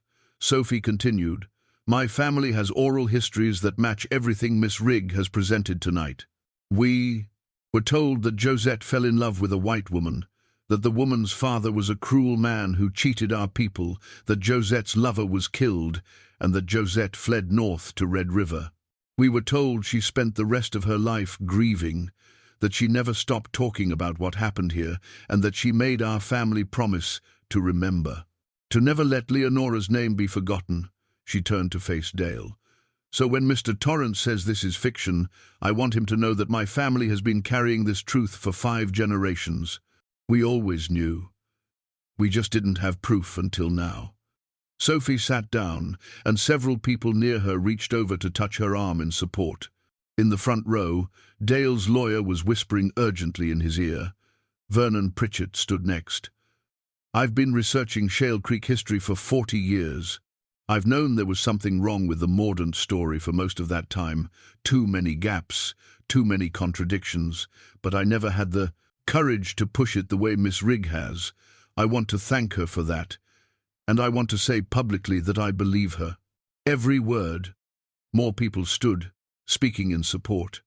Howard Pickens acknowledged that his grandfather had told him to leave the Mordaunt business alone when he was young. Louise, from the post office, said her mother had mentioned that the Torrance family had secrets they paid to keep quiet. Not everyone was supportive. A man in his 50s, wearing an expensive jacket, stood and declared that dredging up old accusations helps nobody, and that destroying good family names with unproven claims is shameful. Several others nodded in agreement. But the momentum had shifted. The story was out, documented and supported by multiple sources. It couldn't be put back in the box. Dale stood again, his composure cracking. "Even if everything you're saying is true, even if my ancestor was involved in something terrible that was nearly 200 years ago, it has nothing to do with me or my family today. Why should we be held responsible for something we didn't do?" "No one is holding you personally responsible for murder," Delma said. "But you tried to stop this story from being told. You left threatening notes, you had my truck vandalized, And someone, I'm not saying it was you, but someone with a lot to lose from this truth coming out, burned down the trading post 2 nights ago. I had nothing to do with that fire. Maybe not directly, but you made it clear you wanted the past to stay buried, and when I wouldn't stop digging, the threats escalated. She leaned forward slightly. Here's what I think, Mr. Torrance. I think you grew up knowing something about your family's history. Maybe not the full story, but enough to know there were secrets. And when I bought that trading post and started finding evidence, you realized that those secrets were about to destroy your family's reputation. So you tried to stop me. This is speculation. The sheriff has the notes you or someone left. He has reports of the vandalism. He has documentation of the arson. Delma's voice was steady, relentless. And now, thanks to this presentation, he has motive. If I were you, Mr. Torrance, I'd be more worried about what happens next in terms of criminal investigation than about defending your ancestors' reputation. Sheriff Barlow, who'd been standing in the back, stepped forward. Miss Rigg is right. I'll be opening an investigation into the threatening notes, the vandalism, and the arson. If anyone has information about these incidents, I encourage you to come forward. Dale's lawyer put a hand on his arm, but he shook it off. You're all making a mistake. This woman comes into our town, buys a property she has no connection to, and starts making wild accusations based on old papers. She's an outsider trying to destroy this community.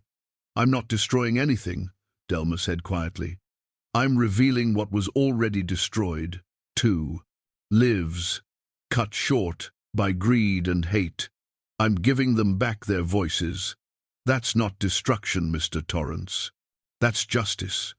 The room erupted in argument, some people standing to support Delma, others shouting their agreement with Dale.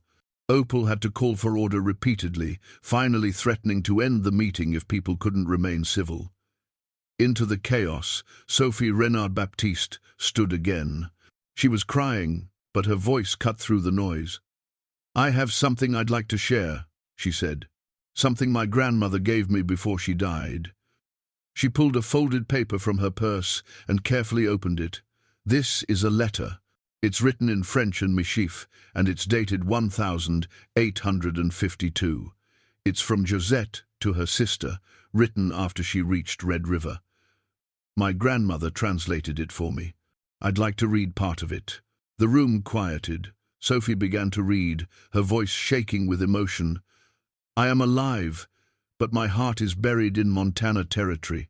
Leonora was everything good in this world, and they killed her for loving me and for trying to do what was right. I carry her memory like a stone in my chest. Some days I can barely breathe from the weight of it, but I will not let her be forgotten. I will tell our story to everyone who will listen. I will teach my children and their children about what happened, about how love can be brave, even when the world is cruel. Someday, someone will believe me. Someday, there will be justice. Sophie lowered the letter, tears streaming down her face. Josette was my grandmother's grandmother's grandmother. She died in 1892. 40 years after Leonora. She never married, she never stopped grieving, and she never stopped telling the truth. She looked directly at Dale. So when you say this doesn't matter, when you say we should leave the past buried, I want you to understand something. This isn't just history to my family. This is our blood. This is our ancestors' broken heart, carried through generations, and we're done being silent about it. The meeting room was absolutely quiet. Even Dale had no response. Delma felt something break open in her chest, relief, grief, vindication, all mixed together. This was why she'd fought so hard. Not just for the historical record, but for this, for Josette's descendants, to finally have their family's truth acknowledged, for Leonora's memory to be honored, for justice delayed but not denied. The meeting continued for another hour, but the emotional core had been reached with Sophie's testimony. People asked questions, offered comments, and shared their own family stories that intersected with the mordant history. The Historical Society representatives committed to a full investigation and documentation of the case. The journalists interviewed multiple people, gathering perspectives for their stories. Through it all, Dale Torrance sat in silence, his face pale, his lawyer occasionally whispering in his ear. When the formal presentation ended and people began to disperse, he stood and approached the podium where Delma was gathering her materials. "I need to speak with you," he said quietly. "Privately." Delma glanced at Opal, who nodded. Sheriff Barlow moved closer, positioning himself within earshot. Whatever Dale had to say, there would be witnesses. "I didn't burn down your building," Dale said. His voice was different now, tired, defeated. "I swear to you, I had nothing to do with that. But you knew about the rest of it. The notes, the vandalism." He hesitated, then nodded. "My cousin, Mark Torrance. He's very protective of the family name. When I told him what you were finding, he took it upon himself to try to scare you off. I didn't ask him to do it, but I didn't stop him either. Why not? Because I was afraid. My whole life, I've known there was something dark in our family history. My grandfather told me once, when I was young, that the Torrances had made hard choices in hard times, and that we needed to protect what those choices had built. I didn't know what he meant until you started finding evidence. So you tried to cover it up. I tried to prevent it from becoming public. There's a difference." "Is there?" Delma packed the last of her presentation materials. "Your ancestor helped murder 2 people and got rich from stolen money. Your family has built its wealth and influence on top of those crimes, and when someone tried to expose that, you attempted to intimidate them into silence. That's not protection, Mr. Torrance. That's complicity." Dale was quiet for a moment. "What do you want from me?" "I want acknowledgement. I want your family to admit publicly what Samuel Torrance did. I want reparations paid to the Renard family and to the Mordaunt descendants, if any exist. And I want a memorial built on the site of the trading post, honoring Leonora and Josette and telling their story truthfully. And if I refuse, then the state attorney general will investigate, as they've already indicated they plan to do. They'll look into whether your family's current property holdings are based on fraudulent transactions. They'll examine whether crimes were committed in the cover-up. And every single detail will be made public, dragging your family's name through every newspaper in Montana." She met his eyes. "Or you can get ahead of it. You can be the Torrance who finally did the right thing." Dale stood there for a long moment, the weight of generations pressing down on him. Finally, he nodded. "I'll talk to my family. We'll figure out what we can do." He walked away, his lawyer and entourage following. Delma watched him go, feeling a mix of exhaustion and satisfaction. It wasn't everything she'd hoped for, but it was a start. The sheriff approached. "I meant what I said about the investigation. I'll need your cousin's contact information, and I'll need statements from everyone who was threatened." "I'll cooperate fully," Delma said. "Good. And Miss Rigg?" He touched the brim of his hat. "I apologize for not taking this more seriously from the start. You were right to push." After the sheriff left, Opal embraced her. "You did it. You actually did it." "We did it," Delma corrected. "I couldn't have done any of this without you." Sophie Renard-Baptiste approached, her eyes still red from crying. "Thank you," she said simply. "My grandmother would have been so grateful to know this day finally came. Thank you for speaking up. Your testimony changed everything. I have something for you." Sophie pulled a small bundle from her purse, wrapped in cloth. This was Josette's. "It's been in our family for generations. I think she'd want you to have it." Delma unwrapped it carefully. Inside was a beaded pouch, beautifully made, with a pattern of flowers worked in blue and white beads. Inside the pouch was a pressed flower, brittle with age, and a small braid of dark hair tied with a faded ribbon. "Leonora's hair," Sophie said softly. Josette carried it with her for 40 years. It was buried with her when she died. Delma's eyes filled with tears. She held the pouch carefully, aware she was holding something precious beyond measure, a token of love that had survived grief, distance, and time itself. That night, long after everyone had gone home, Delma and Opal sat in the empty library, processing what had happened.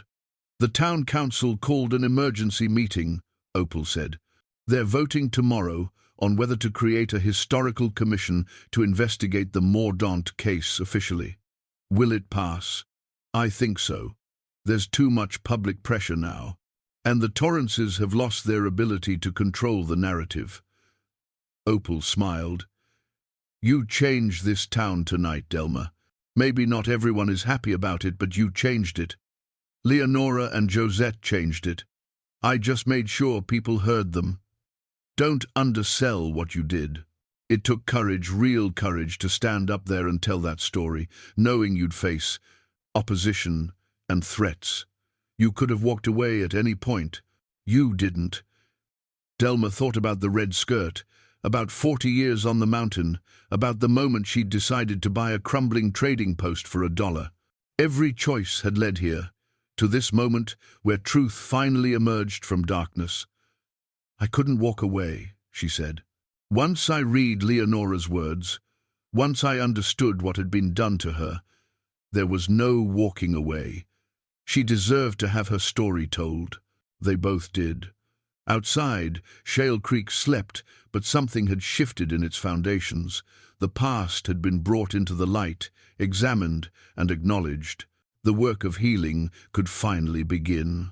3 months passed before Delma returned to the site of the trading post. It was early December, and snow had begun to dust the mountains white. The burned ruins had been cleared away, the ground leveled, and in their place stood something new. The memorial was simple but beautiful, a stone platform with benches arranged in a circle, and at the center, a granite marker 8 feet tall. On one side was carved, asterisk, in memory of Leonora Mordaunt, 1829 to 1851, and Josette Renard, 1830 to 1892. Their love silenced, but not forgotten. Their truth now told. Asterisk. On the other side, excerpted passages from both their journals, chosen by Sophie Renard Baptiste and Delma together. Leonora's words about love and courage. Josette's words about grief and hope. Around the memorial, young aspens had been planted, 24 of them, one for each year of Leonora's life. In spring, they would leaf out in bright green, and in fall, they would turn gold. They would grow tall and strong, a living testament to resilience. The dedication ceremony had been held the week before, attended by over 200 people. The Torrance family had issued a public statement acknowledging Samuel Torrance's role in the murders and committing to a fund for historical preservation and indigenous education in Shale Creek. It wasn't enough. Nothing could truly balance the scales, but it was a beginning. Dale Torrance himself had attended the ceremony, standing quietly in the back. He'd approached Delma afterward, shaken her hand, and said simply, "Thank you for not letting this stay buried." Now, standing alone at the memorial on a cold December morning, Delma placed a bouquet of wildflowers, dried now, preserved from summer, in the holder at the base of the stone. She'd been doing this once a week since the memorial opened, and she planned to continue as long as she was able. "I kept my promise," she said quietly, to the stone, to the wind, to whatever remained of Leonora and Josette in this place. "Your story is told. People know what happened. They know you existed, that you loved, that you mattered." She sat on one of the benches, pulling her coat tighter against the cold. The red skirt underneath was visible, bright against the grey day.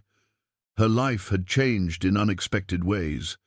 The story had been picked up by national news outlets, and there'd been interview requests, speaking invitations, even a documentary crew that wanted to film her story. She'd agreed to some of it, declined most of it. This wasn't about her, and she tried to keep the focus where it belonged on Leonora and Josette. But some changes had been welcome. She wasn't alone anymore, not in the way she'd been for 40 years. Opal visited the cabin regularly now, and they'd become true friends, not just occasional acquaintances. Sophie Renard-Baptiste had become a close companion too, the two of them bonding over their shared commitment to honoring the past. The town itself had changed.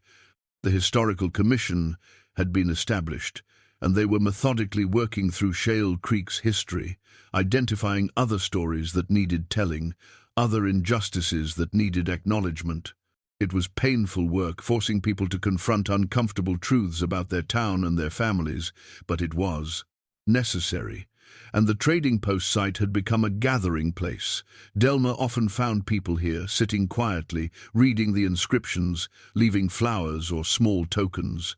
It had become a memorial not just for Leonora and Josette, but for anyone who'd been silenced, anyone who'd loved in defiance of the world's cruelty, anyone who'd fought for truth against power.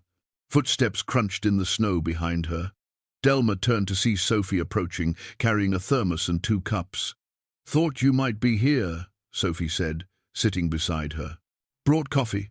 They sat in companionable silence for a while, drinking coffee and watching the snow fall softly on the aspens. "I've been thinking," Sophie said eventually, "about writing a book. My family's story, Josette's story, all of it. Would you help me? I'd be honored. And I want to use the name she would have wanted. Not just the Josette Renard story or something academic like that. I want to call it what it was. A love story that survived everything." Delma smiled. "What would you call it?" "Asterisk sisters in all but blood asterisk. That's what the locket said. That's what they were to each other, family by choice, bound by love instead of law. It's perfect." They finished their coffee as the snow continued to fall, covering the memorial in white, making everything clean and new. The past couldn't be changed, but it could be honored. The dead couldn't be brought back, but they could be remembered truly. As they stood to leave, Delma placed her hand on the cold granite. "Rest now," she whispered. "Your story is safe. I promise." She and Sophie walked back to their vehicles together, but Delma turned once more before getting in her truck. The memorial stood solid against the mountain backdrop, the words carved deep enough to last for generations.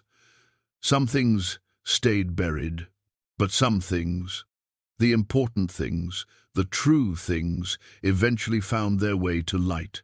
Delma drove back up the mountain to her cabin, the red skirt bright against the truck's seat, the satisfaction of completion settling warm in her chest. She'd lived alone for 40 years, but she'd never done anything more important than the last 3 months. She'd given voice to the voiceless. She'd turned silence into story. She'd proven that one stubborn woman with $1 and a commitment to truth could change everything. As she parked at her cabin and climbed out into the snow, she thought about tomorrow, about the next day and the next, about the life that stretched ahead, no longer quite so solitary, no longer quite so small. She thought about Leonora, who'd written by candlelight about love and courage, about Josette, who'd walked north carrying grief and hope in equal measure, about all the women who'd come before, who'd survived and fought and refused to be forgotten. And she went inside, hung the red skirt on its hook, and started a fire in the stove. The cabin was warm. The mountain was quiet. The work was done. For now, that was enough.